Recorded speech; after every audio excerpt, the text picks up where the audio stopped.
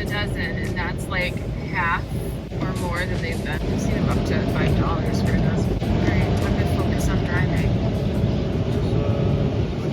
Just fed Bella. She's going potty right now. It says we're supposed to get like, I don't know, like 7, 8, 10 inches of snow tonight. It's usually how I measure it. How much does it stack up on this? It's like a wet, heavy snow too. Barely below freezing. The kind of cool snow where it just coats everything and it makes everything look really pretty.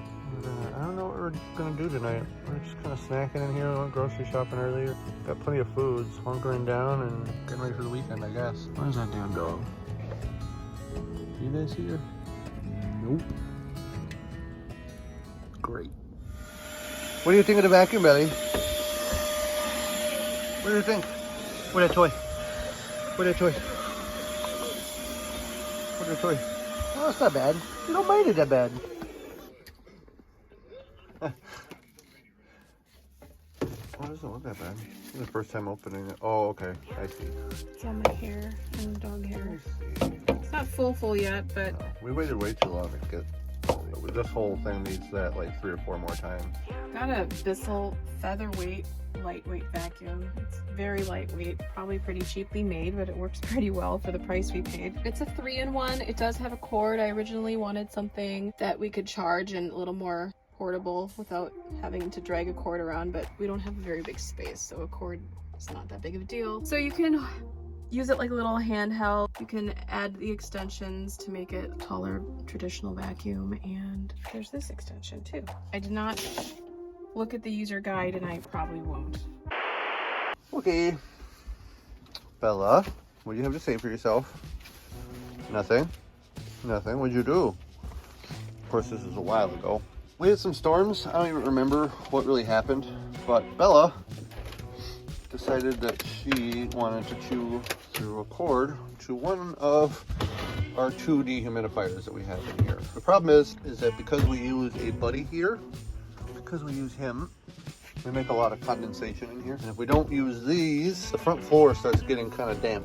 We've noticed this year especially. We used to keep this up in front of the dash to help with moisture, but because we have it separated off so well, we don't really have moisture problems that bad up there. But in the front footwells, we are getting some moisture buildup. And because money's tight right now, I can't just go on Amazon and order a new one of these. So I'm gonna repair this cord. Now this is a 120 volt plug-in. However, if you look here, it'll actually tell you that its output is only 9 volts DC at 2.5 amps. This is not 120 volts on this side of the cord.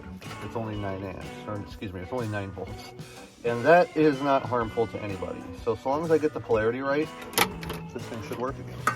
So let's see what I can do. All right, first thing I want to do is try and match this up.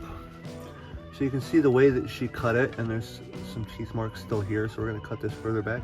But I want to get the polarity right, so there's a positive and a negative to this, because it is the direct current, not alternating current. Is this where you write famous last words?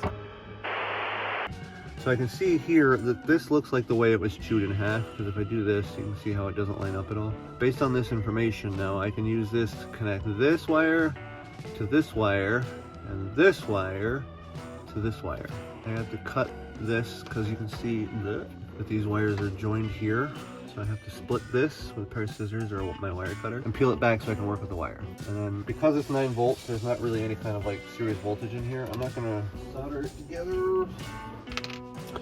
So I got 4 of these, and we're just gonna crimp these together and then tape over them. Again, this is low voltage. There's not high voltage running through these lines, so I don't have to solder anything. And I'm pretty sure just that is gonna go a long way towards making this thing relive. So first things first, we're gonna go ahead and take this. Take my wire cutters. I think I grabbed a new enough pair where these are still kind of sharp.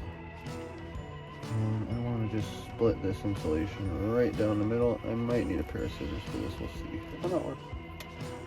So you can see how it just trims right in the middle. You just take your fingers. I'm just going to pull these things gently apart. Like so. And now that this is sort of apart, I can splice these now. Let's just make sure I have an idea of what is what. I'm just measuring this out so that I don't get it wrong. So I'm just going to do the same thing to here. I'm going to cut the insulation between these 2 wires. It splits just a little. And this side is already pretty much peeling. Yeah, you can see. That's fine, I guess. So this side, just peeling this back, pretty much frayed the wire. Hey, want to help us out? Subscribe to our channel. It's totally free and it would really bring us joy. Then click the bell notification so you know when we have a new video up. Thanks. I'm gonna try and measure this up again, even though I know I have the wire separated here.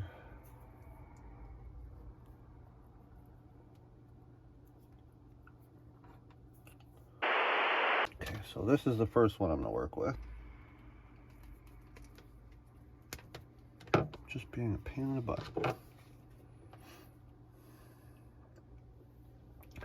Okay, so now I'm gonna try and get the insulation off of this side, leaving just a little bit on there. That's good for it. Builds character. There we go. This wire isn't really meant to be cut, or it's not really meant to have this done to it, so it's not the easiest in the world to work with. What we're gonna do is just shove it in there. Crimp. Make sure it plugs in real well. And we're just gonna put it in right in here. The good news is I have so much wire that if I did mess it up, I can just cut it back and start over again. What do? We don't let puppies crawl around in there anymore. Of course, we had no idea what she was doing until a couple days later after the storm. I didn't know what she was doing then, and obviously I wouldn't have let her continue. It's because there's a blanket stuffed up front for insulation, and she likes to chew on blankets, and the cord was under the blanket.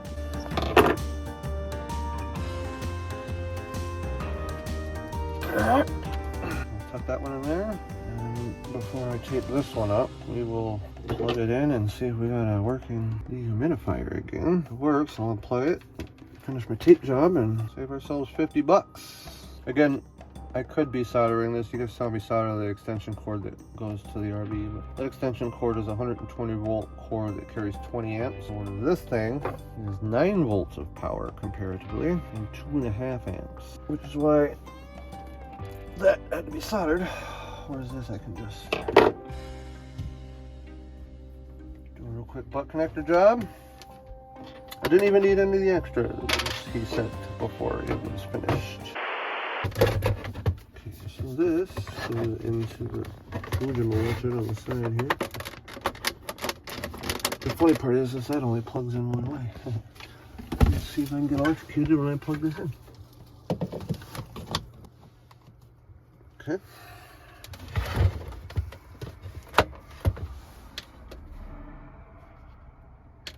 Is this where you write famous last words? Well, that's promising.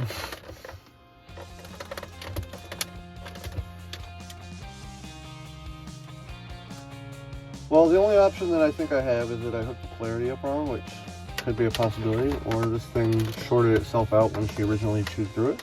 So I'm gonna unplug this and try hooking it up the other way.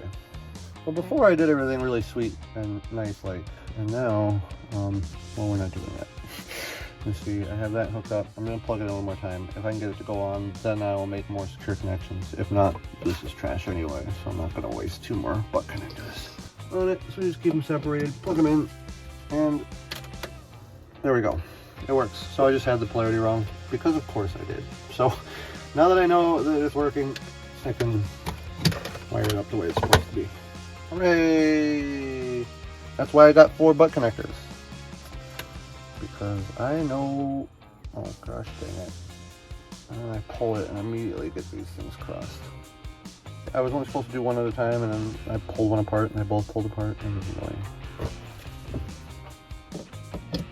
Steven doesn't know what he's doing. Take 2. Yep, see? Hook that permanent like carbon hose. Patience, Steven, you're saving yourself 50 bucks. Again, don't do this at home. Yada yada yada. Blah blah blah. Maybe now I can get one apart at a time, like I originally intended. So that was my last connection. We're just taping it up now because, Lord willing. Oh my god. I gotta work on dehumidifier now. Color.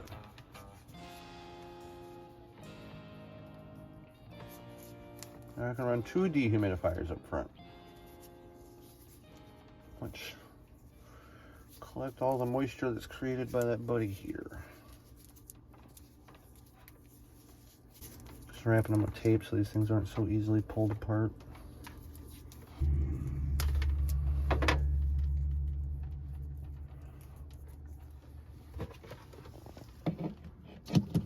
One last time. Ready to be put back into service. Look at that. All right. Cool.